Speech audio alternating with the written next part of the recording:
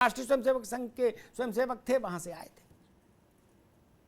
बहुत हाय तो वाले व्यक्ति नहीं थे, लेकिन आशीष अगर उनके पास पहुंच गए, बोले भाई साहब ऐसा काम है, तब वो जिस दौर में राजनीति करते उस दौर में तो भाजपा की सरकारों का कोई मतलब ही नहीं था कहीं। वो कहते थे भाई बताओ किससे हो सकता है और मुझे क्या कहना है। स्कूटर लाए, बोले हाँ, बोले चलो हमें बैठाओ पीछे चलो,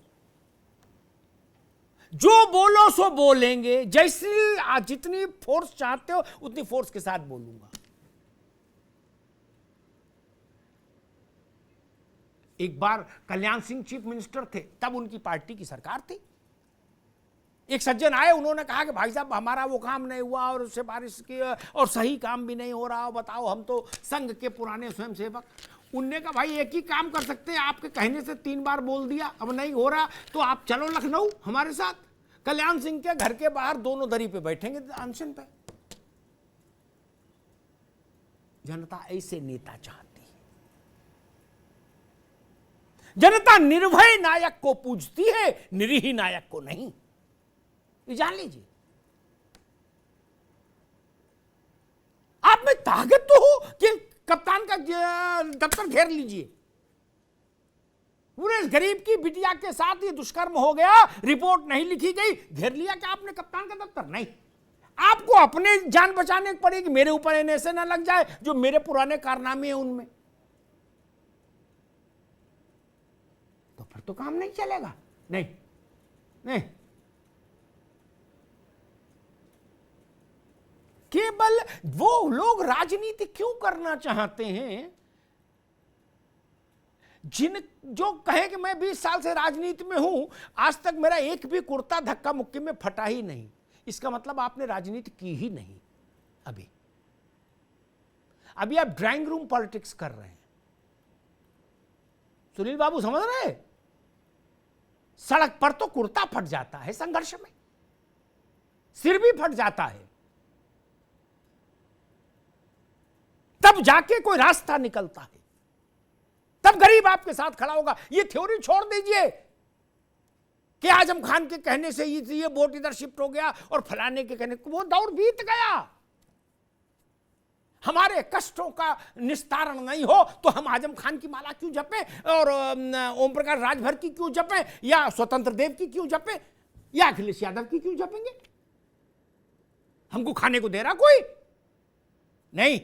गरीब रिक्शा चलाता है तो शाम को बच्चों का पेट भरता है, किस बात के आपके पीछे खड़ा होगा? ये जात, ये क्षेत्र, आप चिंतन नहीं कर रहे कि अगर ना सारी कहानी छोड़िए, अमिताभ भाई का जो डोमेन है उसमें जो तकनीकी विधाएं हैं उनको छोड़िए, परे रखिए।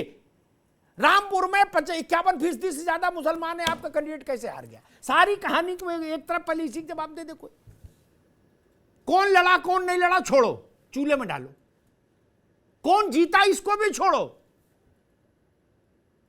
आपका मुस्लिम कैंडिडेट कैसे हार गया? और आजमगढ़ में, मैंने कल भी इस बात को कहा था, आज फिर कहता हूं, उत्तर प्रदेश में यादव का मतलब मुलायम सिंह यादव और बिहार में यादव का मतलब लालू यादव। आज भी मेरी बात से अमिताभ तिवारी सहमत होंगे। भाजपा ने बहुत कोशिश की नंद कुमार यादव और तमाम लोग खड़े करने की बिहार में, लेकिन यादव कोई नहीं हो पाया लालू जैसा। यादव मतलब लालू। आपके परिवार का सदस्य आजमगढ़ यादव बहुल, जहां 18 बार में मेरे ख्याल से 13 बार यादव जीत सांसद रहा। चंद्रजीत यादव वहां से रहे, राम नरेश यादव वहां से रहे, यादव ही यादव रहे। वहां से आपके परिवार का आदमी हार जाए, और कितनी आकाशवाणी होंगी ये देखना पड़ेगा। और बीजेपी सक्रिय रहती है, ये उसकी योग विशेषता है। सामाजिक संतुलन का ध्यान रखती है, ये भी ठीक है। सरकार में है तो अपर हैंड है उसका योजना वगैरह चालू करने का, वो भी उसके पास है। अब आप बीजेपी के मुकाबले कोई आपको चुने तो क्यों चुने? ये अगर 3 चीजें आप खोजने खुद निकले तो शायद नहीं खोज पाएंगे कि आप किसी को कन्विंस करें कि उनको छोड़ के हमको चुनो। क्यों? बोले आप खाली हो फिर भी नहीं मिलते, तब रिटायर्ड आदमी से तो आदमी उम्मीद करता है कि चाचा आके कभी बैठा करो, अब तो दफ्तर नहीं जाते, तब इसीलिए आदमी नहीं जुड़ रहा, इसीलिए नहीं जुड़ रहा। और ये जो भाव है ना, ये इसने बहुतों को वैधव्य योग दे दिया। ये हैसियत बहुत मुश्किल से बहुत कम लोगों की आती है इतिहास में। आशीष, इतिहास की बात कह रहा हूं। जयप्रकाश जैसे व्यक्ति हो जाओ तब कहीं आके हैसियत आती है कि आपके ऐसे कर देने भर से हो गया फैसला। और ये आजकल नए नए लोगों को भी बीमारी हो जाती, बोले नहीं हम गए थे, हमने ऐसे किया था। किसको किया था यार? कौन आपके इससे प्रभावित हो रहा है? नहीं हो रहा है। क्यों?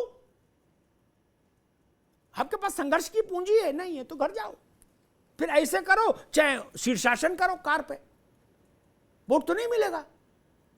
हम नेताओं को गलतफहमी हो जाती कि नहीं मेरे जाने से, भाषण देने से काम हो जाएगा। क्यों हो जाएगा? आजम साहब ने इतने भाषण दिए, कम से कम 40 भाषण दिए हैं इस दौरान रामपुर में, और एक से एक सुपरहिट भाषण। फिल्म वाले उन भाषणों को सुन ले तो आजम साहब को मुंबई ले जाए, छोड़े नहीं स्क्रिप्ट राइटर के तौर पे। ऐसा ऐसा आहा, वोट नहीं मिला। क्यों मिलेगा? भाजपा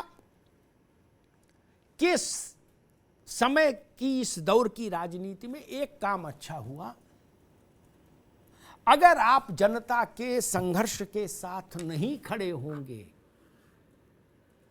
भाजपा को अब जनता के लिए खड़ा होना है, आपको जनता के संघर्ष के साथ खड़ा होना है। इस अंतर को समझिए।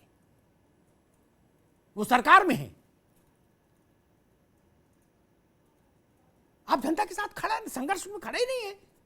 एक संघर्ष कोई नहीं बता सकता कि भाई साहब नहीं वहां हम लोगों ने संघर्ष किया था, नहीं किया। तो ऐसे ही परिणाम आएंगे। भले ही